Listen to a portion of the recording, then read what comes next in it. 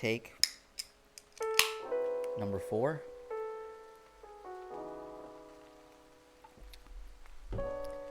Welcome back in.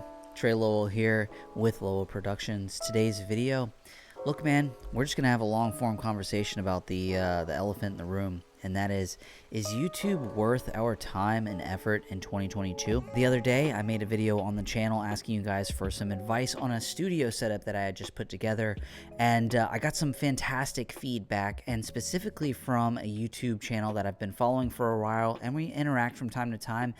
Pictured Media gave me some feedback in regards to my audio situation.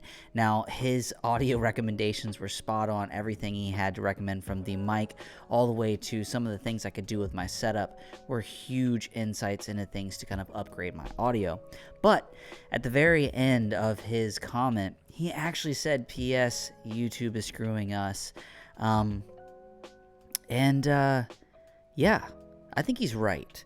And I want to kind of lean in that into that kind of comment a little bit more. And I don't want this to be kind of a complaining session, but maybe some enlightenment into kind of like why you do YouTube, and some honest feedback in regards to kind of like where I'm at, and if I feel like YouTube is kind of sticking it to me. So, I've been doing YouTube now for roughly, let's say, I think I've been doing it for about 4 or 5 years.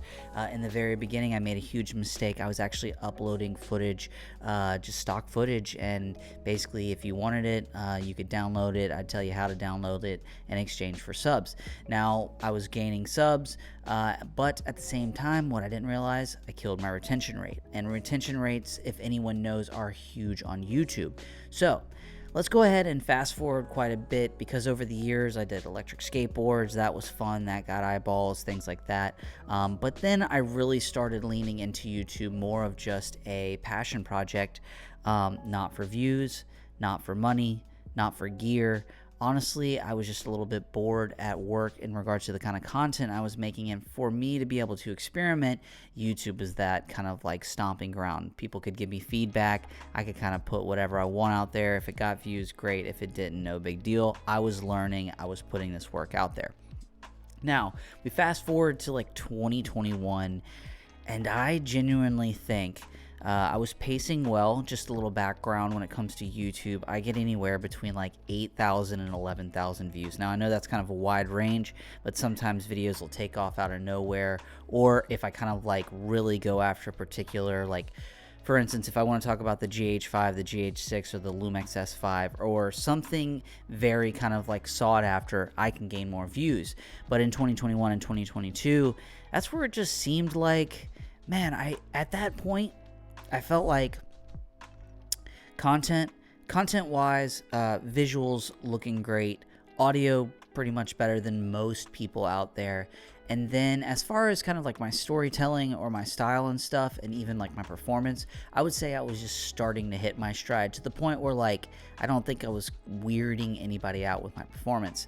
But once again, that would be where I would say like YouTube views started to slow down. So let me just pause for a second. If any of you guys have, if you're saying I'm wrong, if I'm right, drop a comment in the comment section below. I'd love to know like when you either felt like YouTube started to get a little bit more difficult, or maybe you are just crushing it. Now, that all being said, let's talk about the bright side of things. And like I mentioned, I don't want to complain. I just want to kind of just have an open floor conversation with you guys.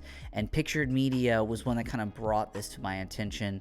I kind of always gathered that like YouTube is one of these places now where like there are priority creators. I'm in a little bit of a saturated market doing the whole camera thing, but I try to take it from the approach of like, I love to basically talk about Panasonic cameras. I want to talk about owning a video production company and kind of like how I make my money, how I get new clients, and give you guys some insights and some tips and tricks. Not that they all work. Everyone's kind of story and situation is going to be different, but it's what works for me. Now, that being said, I'm up to 3,700 subscribers, which I am thrilled with. Like I said, anywhere from 8,000 to 11,000 views per month. Where I kind of stink and where it's kind of discouraging is going to be on the sub side. Anywhere from 29 subscribers all the way up to like 65. That's like a good month. If I really crushed it, maybe like 100 subscribers. Now, all that to be said, I didn't start YouTube to get views. I didn't start YouTube to make money.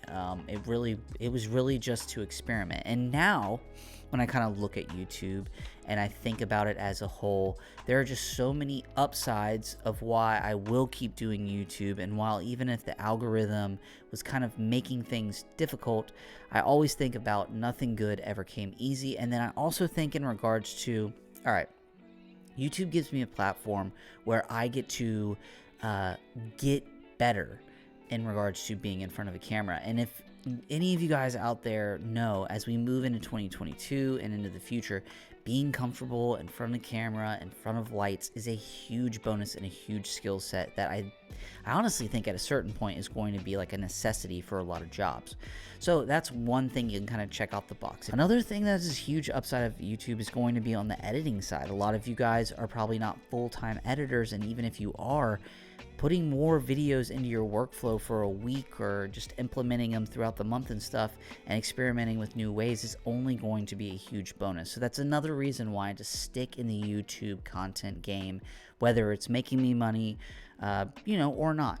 And then another thing is, when you're putting yourself out there, whether you know it or not, you are growing your brand. And a lot of us in the beginning may be embarrassed or whatever it is, but what I do find with YouTube is that there are so many people that are like in different times and places in their lives and in their careers on YouTube. You got people just out there just wanting to learn. You've got people that just are hobbyists. You've got people that this is their full-time job. You've got people out there that are kind of learning and trying to transition into some skill set that they might be learning to be their next career move. So once again, it just goes back to YouTube being just one of those things where if you're not focused on the views and you're not focused on the subs and you're just focused on whatever really gets you fired up, whatever excites you, whatever goal you're looking to achieve, I think that's where that's sometimes in the